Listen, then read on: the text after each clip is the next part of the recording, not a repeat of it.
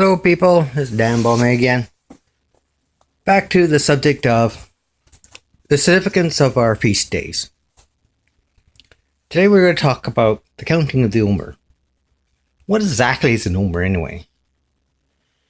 Omer is a dry measure. Okay, it's a noun, right? And it's about 1/10 a part of an ephah, which also is a dry measure. Sorry. What exactly is these terms? The dry measure, obviously, an ancient dry measure.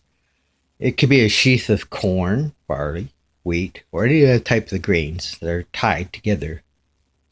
Roughly and approximately about 2 quarts is the ephah.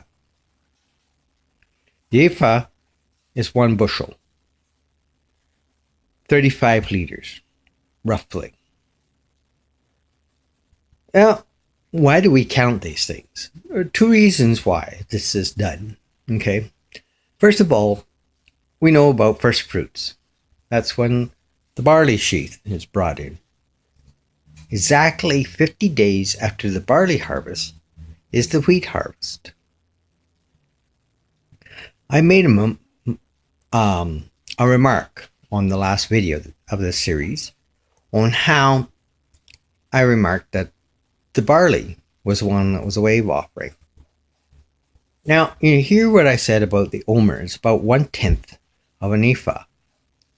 It is that measurement where everybody gets the idea that somehow tithing is 1/10. And put all the tenths together to make the bushel. Yes, but no. Because we forget the idea, principle, if we go talk about tithing, right? It actually works out more. Because this first fruits is the first of everything. First of our cattle, firstborn of our sheep, our lambs, firstborn of our fruit, of our grains, of our vegetables, of our children. So the price is quite considerably more than 10%. And God requires what is His. So the very first grains that would pop up would be marked. An area would be marked. That would be cut down and sheathed at the end of the harvest. Before anything was cut, that one was harvested and taken in at the offering of first fruits.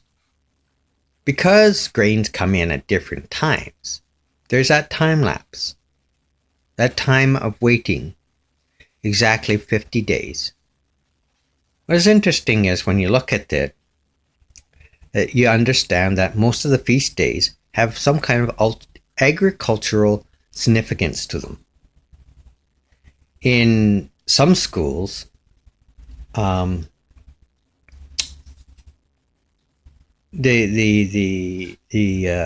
whole thing revolves around Passover and Pesach. What is interesting is that how much of Christianity revolves of our history exactly the same as this particular feast day. The grain offering was then divided into 4 parts. There's God's portion. The barley was waved. So was the wheat sheaf. The first wheat sheaf that came in through the door was given as a wave offering.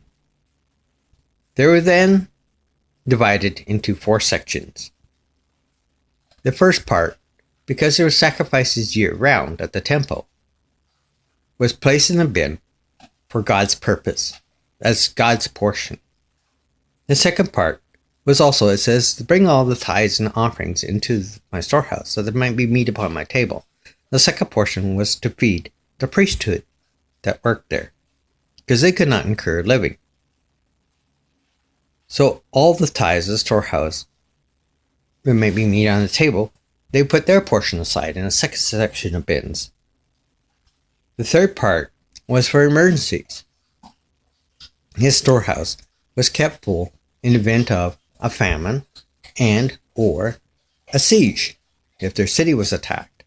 Where did all that wheat come from? The temple was responsible to ensuring that there was enough grain or food available for the people. The fourth part was for the poor. They had a one-a-day meal scenario for the poor, that they could come in and get one good square meal every day. Any other type allotment was made through the means of begging, which was considered a profession back there, and is still today in many of the Middle Eastern conferences considered a profession. Here in North America, we don't consider it a profession at all. Nobody was supposed to be a beggar here, and yet we have beggars on the streets. How much more is this than that? Our history, our mementos are identical.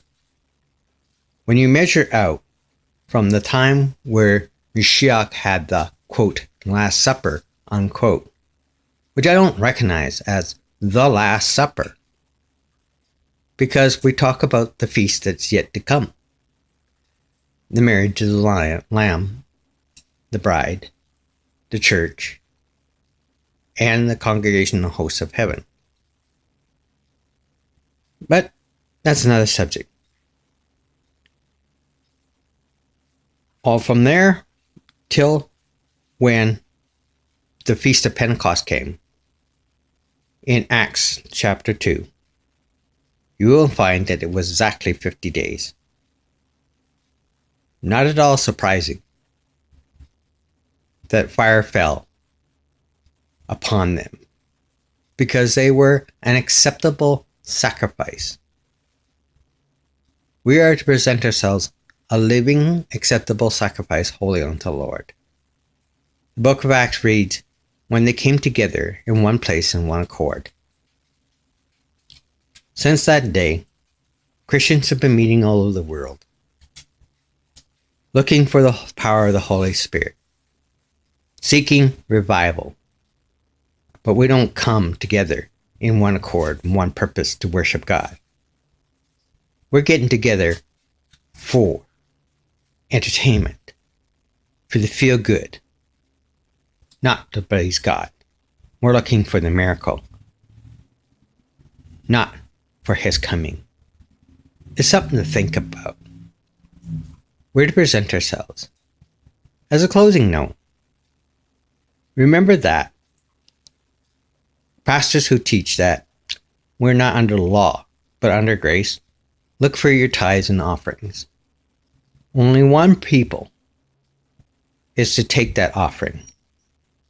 Unless you're a Levite or a Kohanim, you're not entitled to that. You're not an ordained priest, and you're not a substitute for the priest. You want to know why things aren't working right? Now, to us who have given to these thieves and beggars, God looks at our heart, and we get blessed. But they're not blessed. They have their hand out almost continually. And some have made it a demand to be wealthy. They are not doing it righteously. The second issue in the tithe and offering for these people who teach grace was there was only one place for the tithe, and that was at the temple. The Kohanim reassemble. They are learning their traditional ways. I don't agree with reinstitution of sacrifice. Many Messianics will all object, for obvious reasons. The sacrifice has been paid. So, but these things are prophetic, and we have to understand there's not much we could do to stop it. I argue and debate that the sacrifice, the lamb's blood, has already been placed. Unless we reject this, we cannot accept that. I will not reject the price that was paid, because he whom the Son has set free is free indeed. If there's one part of the law that we need not revisit, is the law of sacrifice, because the sacrifice has been paid, at least in some of our hearts. To those that are on the outside watching this video, consider my words. Leave this idolatry. Leave this false religion. And find Yahweh in your hearts and your mind and your soul. Until next time, it's Dan Bowman saying, Shalom.